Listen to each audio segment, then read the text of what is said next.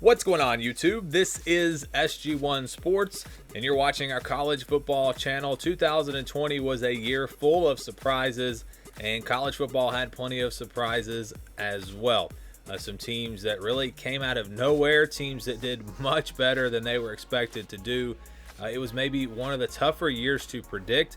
If you look at preseason predictions and how the year finished up, you probably had a lot of misses. Now, I'm not talking about the top. I know Ohio State, Clemson, Alabama, we all knew those teams would be right there in the playoff more than likely. But teams behind them, teams below them, and there were some teams that surprised for other reasons, teams that were big disappointments. And we're going to do that video as well. We're going to look at the top 10 disappointments, and there were plenty of those. But this video is about the top 10 surprise teams that did better than expected. And when I talk about better than expected, I'm mostly talking about my expectations. So I may have a team on here and you say, well, I expected this team to do really well this year. Well, I didn't, and I'm the one doing the video. So based off of my preseason expectations and also just the overall, most people's expectations, I think would line up with this as well. These 10 teams really surprised in 2020. So let's start with number 10, and we're going to count it down. Number 10, Boston College. And keep in mind with some of these records, you see here, they were 6-5 in 2019. They were 6-7. And you might say, well, the record really wasn't much better. Why were they a surprise team? Well, first of all, the record doesn't tell the whole story, because I thought Boston College was going to be worse. I thought with a new head coach, A.J. Dillon gone, lost some key players on defense, I expected this team to be one of the worst teams in the ACC. Instead, they finished right there in the middle of the pack. But when I talk about the records, keep in mind this was basically an all ACC schedule. They had one non-conference game, or 5-5 from 2020 would have been their record in the conference. So they're 5-5 in the ACC, 6-7 last year. But if you made this a normal year and you had 4 easy wins in the non-conference, what does that make their record? That makes them probably 8-4, maybe 9-3. Again, when we talk about 10 conference games, 5 losses, you're not going to have 2 of those games if you only play an 8-game conference schedule. So maybe even 9-3 for Boston College. So this could have been a much better year if they played a normal schedule.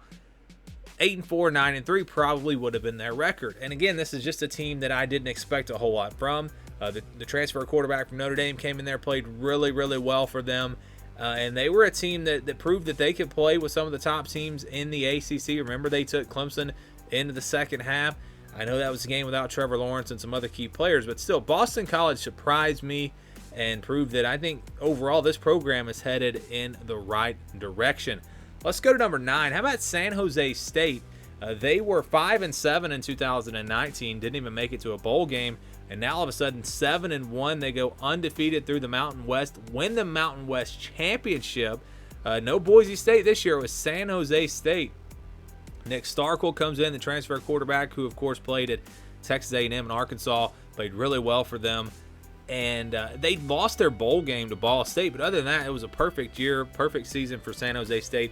And they were missing a ton of guys in that game, so if they were 100%, maybe they even win that game and finish 8-0. But again, this is a team that I didn't really see doing this. I thought they would be a pretty good team in the Mountain West, top tier team, but not a team that really could, I would say, and not top tier, but top half of the Mountain West. And I didn't really expect them to be able to win the Mountain West, and they did, and they were very impressive. So San Jose State here at number 9. Number 8 was Ball State, the team that I just talked about beat San Jose State in their bowl game. They were 7-1 this year, won the MAC, just 5-7 in 2019, upset Buffalo in the MAC championship game. So I was, really impressed with this Ball State team. Had a great year. And just a team that, again, wasn't really expected to be one of the top teams in the MAC this year.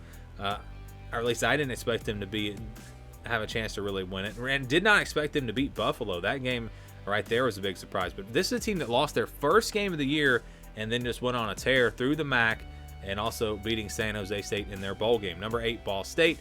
Let's go to number 7 now, Colorado. Colorado was 4-2 this year. I know they didn't finish great, lost their last game in the Pac-12 and then got blown out by Texas.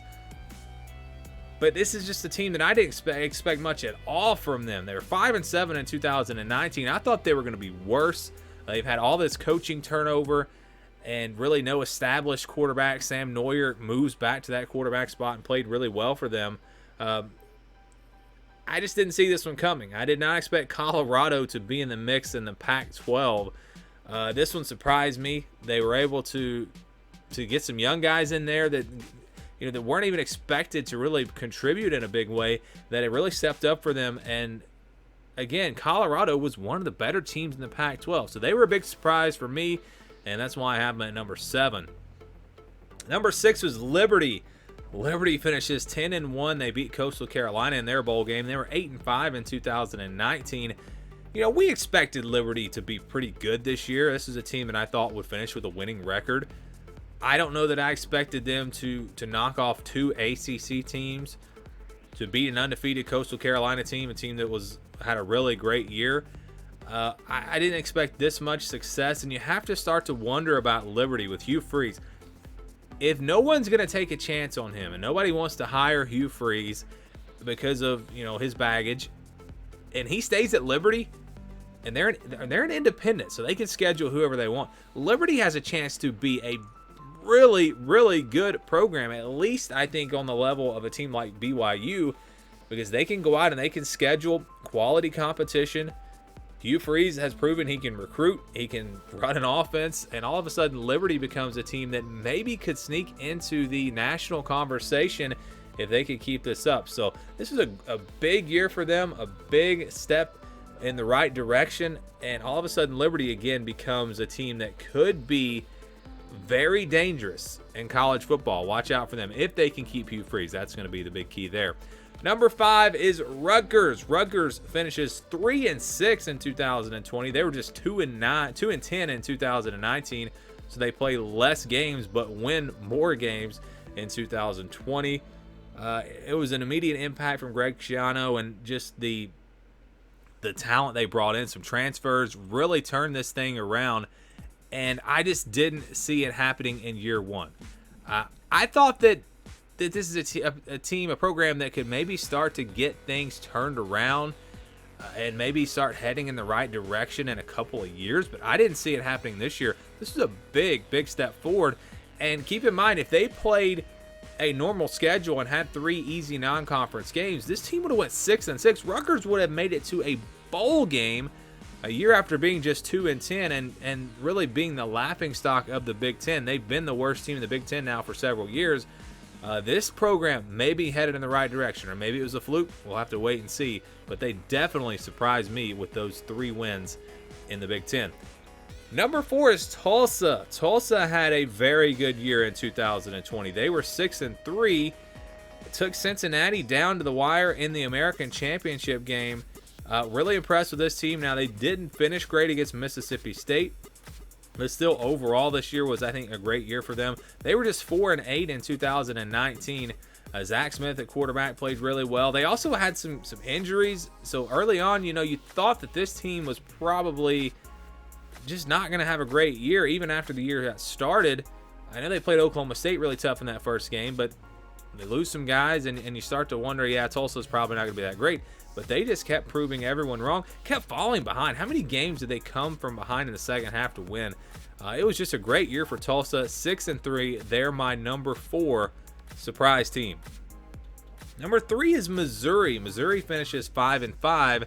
They were 6-6 in 2019. Again, this is a team you're going to say, well, how are they a surprise when they finished 500? Again, keep in mind, if this was a normal schedule, if they did not play an SEC-only schedule, you could maybe take 3 or 2 losses off of there. They finished 5-3 in SEC play, 9-3 overall potentially, or 8-4. Yeah, Missouri would have had a great year if they would have had a normal schedule, just like Boston College. And I just didn't see it coming. This is a team that I expected to be right there with Vanderbilt at the bottom of the Big Ten or the SEC East. I have them finishing ahead of Vanderbilt at least, but other than that, I don't think I had them ahead of anyone in that division. They wound up finishing middle of the pack in the SEC East, a team that was in the top 25 at one point. But you come into this year, Kelly Bryant was gone. They lost some other playmakers around him. New head coach. Just didn't see this being a great year for Missouri, but it was. They finished 5-5. Would have played in a bowl game against Iowa. Really would have liked to have seen that matchup, but unfortunately we didn't get to see it. But looks like Missouri is headed in the right direction as well. Watch out for the Tigers.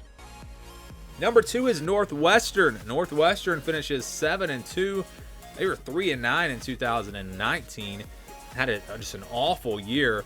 I expected them to be better this year with Peyton Ramsey at quarterback. I expected this team to be really a team that could compete in the Big Ten West. So it didn't shock me that they won the Big Ten West, but it surprised me that they only lost one regular season game. It surprised me that they were able to compete with Ohio State. They proved that they were a really good team. They were not a fluke. They blow out Auburn. I know Auburn was missing some players, but still, that was an impressive win. Northwestern, a big surprise. The FBI kind of called this. They had them, ESPN's FBI had them, I think, in the top 25 preseason. Not quite as high as they finished, but still, again, we knew this team could be better. They would improve, but I just didn't see it going to this level.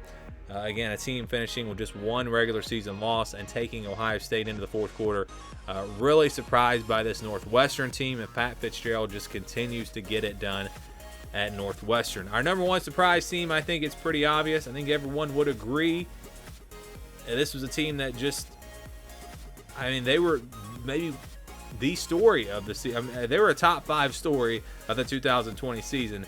Number 1, it's Coastal Carolina. 11-1. Only loss coming in their bowl game against Liberty, a game that came down to the wire. They were just 5-7 in 2019. This is a team that was predicted to finish towards the bottom of the Sun Belt. They wind up winning the Sun Belt.